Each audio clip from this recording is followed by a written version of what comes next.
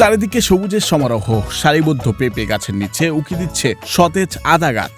একই জমিতে দুই ফসলের এমন সমন্বিত চাষ নজর কাড়ছে সবার। আমাদের এইখানে যে সমন্বিত চাষ, এটি আদা এবং পেঁপের শাহী জাত এবং আদা বাড়ি দুই।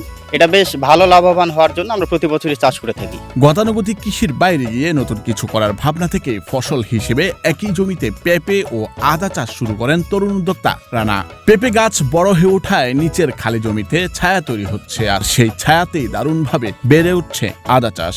তো আমাদের এখানে টোটালি 300% জমি আছে। এর ভিতরে মোটামুটি 100% পেঁপে এবং আদা, আর মোটামুটি 100%-এর মতো কলা আছে। আমাদের এখানে প্রতিদিনই বিভিন্ন জেলা থেকে মানুষজন আসে, বিভিন্ন রকম পরামর্শ নেওয়ার জন্য আসে এবং বিশেষ করে চারা সংগ্রহের জন্যও আসে।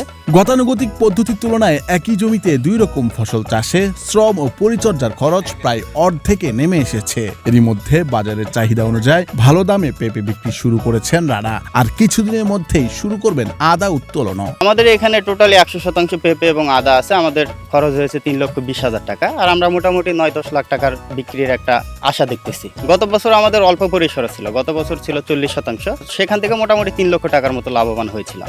আপনি আর একা নন, ইউনিভার্সাল কার্ডিয়াক হসপিটাল আপনার হৃদয়ের আরো কাছে। রানার এই একই জমিতে দুই রকম চাষের সাফল্য দেখে উৎসাহিত হচ্ছেন এলাকার অন্যান্য তরুণরাও। তারাও আগ্রহী হয়ে উঠছেন এই আধুনিক কৃষি পদ্ধতিতে।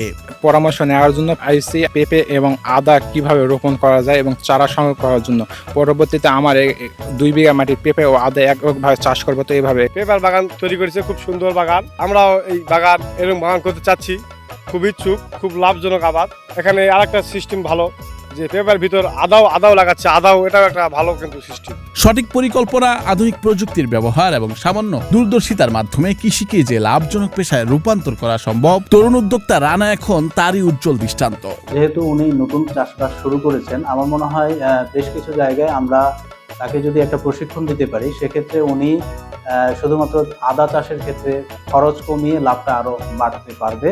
পেঁপে পাকা অবস্থায় বিক্রি করার জন্য আরো কিছু প্রযুক্তি করা এবং কিভাবে আরো বেশি ফলন পেতে পারে সেই বিষয়গুলো আমরা তাদেরকে প্রশিক্ষণের মাধ্যমে বলা এবং সার্বক্ষণিক ওরা তাকে বিভিন্ন পরামর্শ সেবা এবং অন্যান্য যে সমস্যাগুলো হয় সেই সমস্যাগুলোকে উনি সফলভাবে দমন করতে পারেন।